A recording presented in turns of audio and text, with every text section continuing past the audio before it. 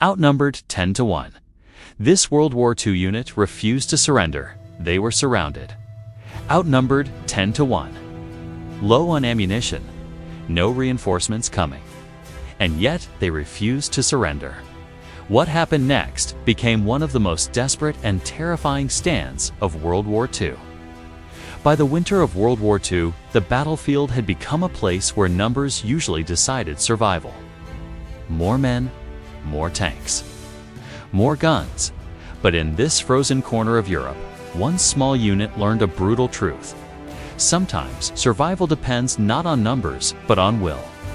This is the story of a World War II unit that faced annihilation and chose to fight anyway. Chapter 1. The situation no one expected. The order had seemed simple enough. Hold the position, delay the enemy.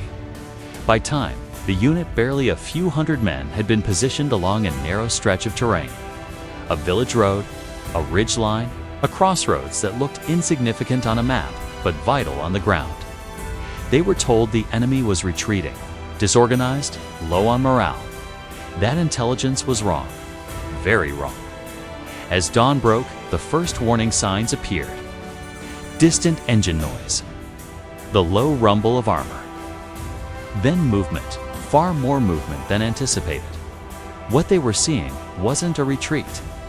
It was a full-scale advance. Through binoculars and gun sights, the truth became impossible to ignore. Enemy infantry poured forward in waves. Armored vehicles followed behind them. Artillery positions were being set up in plain sight. For every soldier in this unit, there were 10 advancing toward them. Radio operators desperately tried to reach headquarters. Static, broken signals. No response. They were alone. By mid-morning, the first shells landed. Explosions tore into frozen ground. Buildings collapsed. The air was filled with smoke, dust, and screaming metal. Men pressed themselves into shallow foxholes that offered little protection. Some whispered prayers. Others checked their rifles again and again, counting ammunition. They all understood the same terrifying reality. If the enemy broke through here, there would be no second line. This was it. Among the defenders were veteran men who had already survived brutal fighting earlier in the war. They had seen retreats. They had seen units collapse. They had seen surrender. And they knew what surrender often meant. So when the question was quietly passed down the line, should we pull back? Should we try to surrender? The answer came back just as quietly, no. Instead of retreating, the unit dug in deeper. Machine guns were repositioned. Anti-tank weapons were dragged into firing positions by hand. Orders were given calmly, almost strangely so. They would hold not because they expected to win, but because retreat would mean slaughter, not just for them, but for the units behind them. If they fell, the line collapsed. As enemy forces closed in, the first infantry assaults began. Gunfire erupted across the line. The ground shook under advancing boots. Shouts in foreign languages echoed through the smoke and fire. Outnumbered 10 to 1. The battle had begun, and the worst has yet to come. Chapter 2. The Polish Thunder Against the Storm.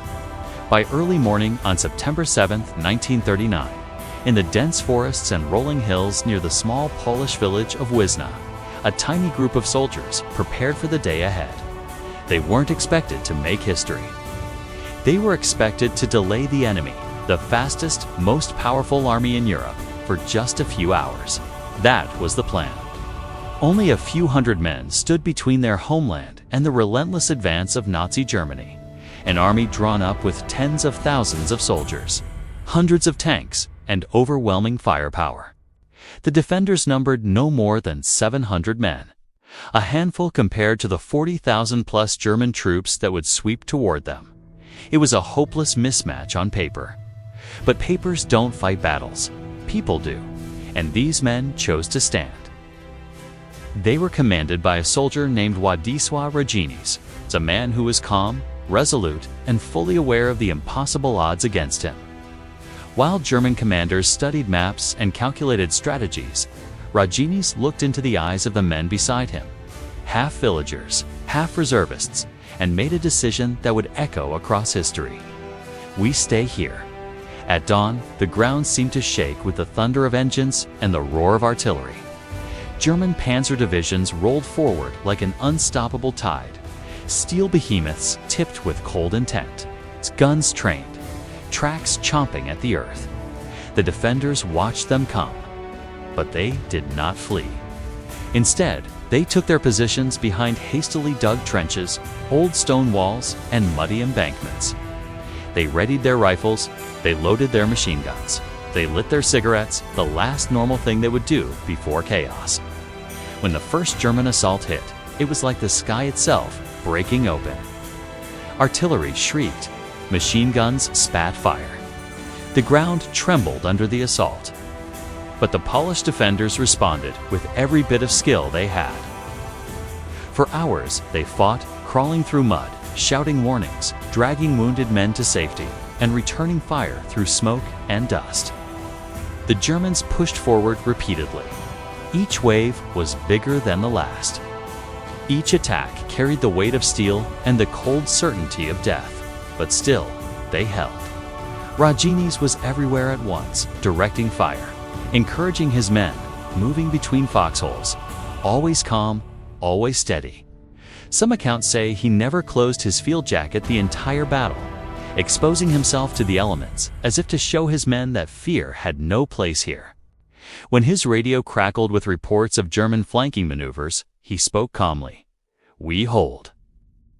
We delay them." His voice wasn't loud. It didn't tremble. It simply was, and his men followed him. By the second day, ammunition was nearly spent. Machine gun belts were thinning.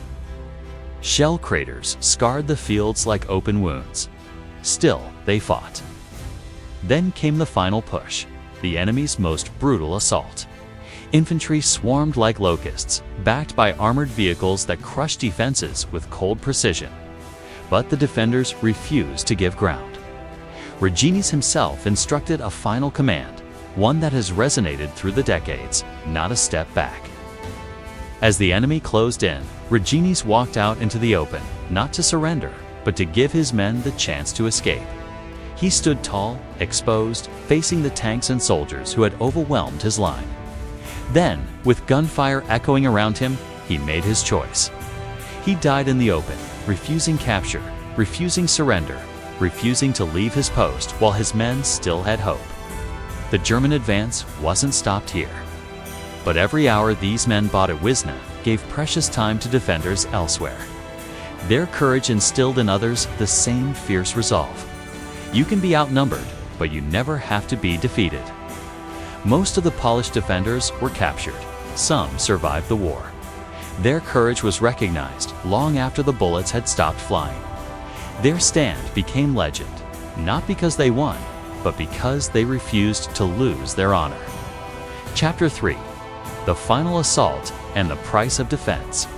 For 3 days, these few hundred Polish soldiers held their ground against a mechanized force of overwhelming power. They had delayed the German advance not for hours, but for days. That delay, brief though it seems now, became vital in the broader defense of their homeland. But by the third day, ammunition was nearly gone. Their rifles had fired almost every round they carried. The machine guns that once barked defiantly now clicked into silence, empty. German commanders had tried everything: leaflets urging surrender, bombardment, and infantry assaults from every direction. Each time, the defenders had refused. The attackers tried psychological warfare too, dropping leaflets from the sky, telling them that Poland had already fallen. That resistance was futile, but it only steeled their will. On September 10th, at dawn, the final push began. German artillery opened up with terrifying intensity. Shells screamed through the cold morning air. Bunkers shook with every impact. The men inside gritted their teeth and held their positions. They had no illusions about what awaited them. They knew this might be their last sunrise. Captain Władysław Raginis, the man who had become the heart of this defense, stood amidst the chaos. This was no longer just a battle. It was a crucible, a test of courage that no map had prepared them for. Though wounded and exhausted, Raginis made a decision that stunned even his own officers. Before the fight began, he had sworn he would never leave his post alive. Now, with every bunker falling one by one, with the enemy closing in, he chose not to be taken. He ordered his men, who could still escape, to live on to carry the story forward. But for him, there was only one path left. Alone, wounded, outnumbered thousands to one, he walked into the open. With no cover, no plea for mercy, only resolve. The battle was lost, but his honor unbroken. When the smoke cleared and the guns fell silent, the cost was staggering. Out of roughly 720 defenders, only about 70 survived. Many had been captured. Some would endure the horrors of prisoner camps. Others made their way back to Polish lines. German records claimed only a few dozen of their own soldiers died, but later investigations at local cemeteries suggested that hundreds of enemy troops were buried nearby. This tiny group of defenders holding ground against an entire corps became known throughout Poland as the Polish Thermopylae. While Wizna did not stop the German advance, it did something perhaps even more profound. For 3 days, it delayed the enemy. 3 days allowed other units to reposition. 3 days that carried hope into a war that seemed unstoppable. And in war, even a single day of delay can be the difference between survival and annihilation. The stand at Wizna would echo through history, not because it changed the outcome of the war, but because it revealed what men are capable of when they choose courage over surrender, even when defeat is certain. If this story moved you, if the courage of these men reminded you why history matters, smash that like button. Subscribe for more untold World War II stories, and comment below. Tell us what act of bravery shocked you the most. Your engagement helps preserve these stories and brings more of them to life. Now, let's finish this. Final chapter: legacy, meaning, and reflection. When the last shots were fired at Wizna, the battle was lost. But what lived on was something far greater than a line on a map. They were outnumbered overwhelmingly, nearly 40,000. German soldiers against roughly 700 Polish defenders pegged to this tiny sector of the front. They held their ground for 3 long, brutal days before the final bunkers were overtaken. Their courage and cohesion delayed the enemy's advance, giving time to other Polish units to reposition and regroup, even as their nation was being torn apart. This desperate stand fought with dwindling ammunition under constant bombardment, and with no hope of reinforcement, became something much more than a battle. It became a symbol, a testament to the idea that valor is not measured in the number of troops or tanks or guns, but in the strength of the human will. And that even when defeat is certain, there is dignity in holding one's ground. Raginis, a modern Leonidas. Captain Władysław Raginis, the man who commanded these defenders, made a solemn promise before the fighting began. He would not surrender as long as he lived. And when that moment finally came, he kept that oath. As ammunition ran out, and as the final pockets of resistance looked around at the carnage, Raginis did something that would be remembered for generations. He ordered his remaining men to lay down their arms so they could live, and then, true to his word, he chose to stay behind. In that final moment, he walked into the open, not as a man desperate for survival, but as a man determined to keep his honor intact. He chose to die on his own terms. The Battle of Wizna did not stop the invasion of Poland. The Wehrmacht continued its advance. Wars are not decided by single acts of heroism, but battles like Wizna remind us of something deeper. Courage can echo through time. Dignity can outshine defeat. Human spirit matters, even in the face of overwhelming force. This is why we remember. This is why we tell these stories. And this is why, even when numbers are against us, our choices still define us. If this story moved you, if the bravery of these men struck something deep inside, don't forget to like this video.